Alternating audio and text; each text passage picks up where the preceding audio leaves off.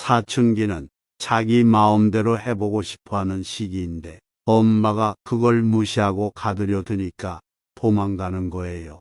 아이가 게임에 빠지는 것도 하나의 도망이고 저항이에요. 엄마에게 이런저런 말을 해봐야 안 먹히니까 게임에 빠져드는 겁니다. 어려운 일이 생겨도 엄마가 믿어주고 괜찮아.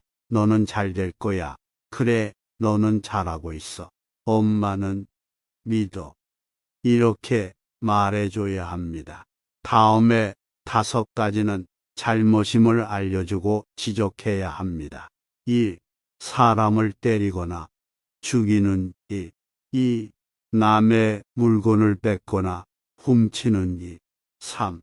여자를 사랑할 때 성추행이나 성폭행처럼 상대의 의사에 반해서 강제적으로 사랑을 표현하는 일. 4.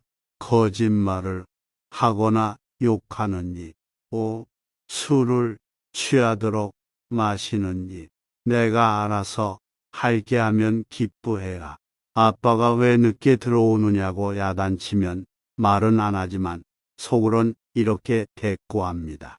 그럼 아빠는 아이들은 엄마 아빠의 말과 행동을 다 보고 있기 때문에 야단을 치면 항의하다가 더 야단치면 휙 일어나서 방에 들어가 문을 닫아 버립니다. 그러고는 엄마가 따라 들어올까 싶어 문을 잠가 버려요. 일종의 저항이에요. 힘이 있으면 같이 대들 텐데 아직 힘이 없다 보니까 이런 방식으로 저항하는 겁니다. 이렇게 충돌하면 할수록 교육 효과는 없어집니다. 남과 같은 인생을 살지 않는다고 거기에만 매달려서 아이가 죽을지 살지도 모른 채 아이를 벼랑 끝으로 밀고만 있어요. 이것은 정말로 아이의 인생을 생각하는 부모 마음이 아닙니다. 아이가 자신의 인생을 살지 못하고 부모의 뜻대로 조종되는 한 아무것도 달라지지 않아요. 아이가 스스로 주인이 되지 못하고 그 뒤에 주인이 따로 있으므로 상담은 아무 소용이 없지요. 엄격한 기준을 정해주고 나머지는 내버려 두세요. 그래서 아이가 엄마에게서 억압을 느끼지 않고 마음을 쉴 수 있도록 하는 게 필요합니다. 아이가 맞고 왔다면 흥분하지 말고 아이의 이야기를 차분하게 들어주세요. 부모가 흥분하면 보복을 해야 한다는 마음의 씨앗을 심어주는 겁니다. 그래, 친구가 때렸구나. 아이고 쯧쯧. 그런데 어릴 때는 그렇게 싸우기도 하는 거니까 너무 나쁘게 생각하지 마라. 그 친구가 뭔가 기분 안 좋은 일이 있었나 보네. 집에서 엄마한테 야단을 맞았을지도 모르고 그래서 그랬나 봐. 별일 아니야. 아이가 싸우고 돌아왔다면 친구들과 싸운 걸로 상처받지 않도록 조심해야 합니다. 애들 싸움은 별로 중요한 게 아니야. 괜찮아. 넘어진 것하고 똑같으니까 툴툴 털고 일어나렴. 이렇게 위로해주면 아무 문제 없어요. 엄마는 내가 지체부 자유자라도 너를 사랑하고 공부 못해도 너를 사랑하고 사고 쳐도 너를 사랑한다. 엄마는 너를 사랑해. 그리고 언제나 내 편이야. 이렇게 자주 격려의 말을 해주기만 하면 됩니다. 큰애가 동생하고 싸운다면 야단치는 대신 또 둘이 싸웠구나. 싸우지 말고 사이좋게 지내라. 이렇게만 말하는 게 좋아요. 언니니까 참아라라는 말은 하지 않는 게 좋습니다. 딸이 혼자 자랐기 때문에 사회에 나가 사람과 부딪히는 것을 힘겨워하고 함께 어울릴 줄을 모르잖아요. 그렇다고 집안에만 놔두면 인간관계를 전혀 맺을 수가 없어요. 이런 경우에는 수행하는 사람 10명, 20명 있는 곳에서 한 100일 동안 공동생활을 하는 것이 좋습니다. 한 방에서 같이 자고 새벽부터 일어나 저녁까지 일하는 프로그램이 있는데 여기에 참여해서 조금씩 자생력을 키워나가는 것도 좋아요. 자식이 지금까지 너무 고립된 생활을 해서 바깥 세상을 모르니까 엄마가 다녀보고 먼저 경험해 보는 게 좋아요. 엄마가 먼저 체험해 보고 내가 해보니까 이러저러한 점이 괜찮더라. 한번 해봐라. 이렇게 해서 차츰차츰 세상과 연결해 주는 겁니다. 새로운 인연을 맺어주고 자생력을 찾도록 도와주는 거예요.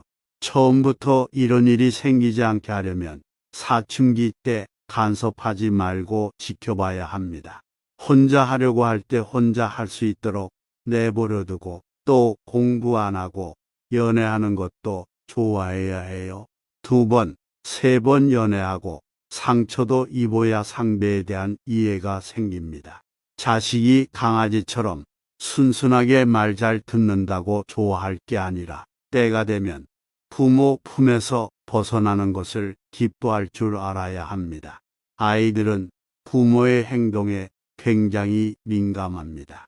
부모가 행복하면 아이도 행복하고 부모가 불행하면 아이도 불행합니다. 만약 남편 없이 혼자 아이를 키운다면 엄마가 고생하는 걸 자식이 보도록 하는 게 아이의 정신 건강에 좋아요. 곁에서 돌봐주지 못하지만 그래도 자기를 버리지 않고 혼자 몸으로 애써서 키우려 한다는 걸 아이들도 안다면 오히려 상처받지 않아요. 아이들에게 필요한 건 엄마가 나를 사랑하는구나 하고 느끼는 거예요. 그게 가장 중요해요. 엄마, 나 공부하기 싫어요. 라고 했을 때, 그래, 그럼 좀 놀아라, 놀자. 이렇게 받아주면 아이도 공부에 대해 심하게 거부감을 갖지 않겠지요.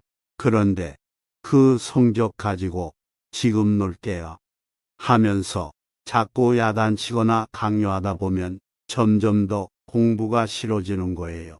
아빠가 1년 정도 직장을 쉬면서 농사 짓고 아이는 학교에 보내지 않고 살든지 아이를 데리고 여기저기 여행을 하는 것도 좋아요. 무전 여행으로 우리나라 방방곡곡을 다녀보고 다른 나라도 다녀보는 거예요. 한 3개월만 고생하며 여행하면 아이들은 달라집니다.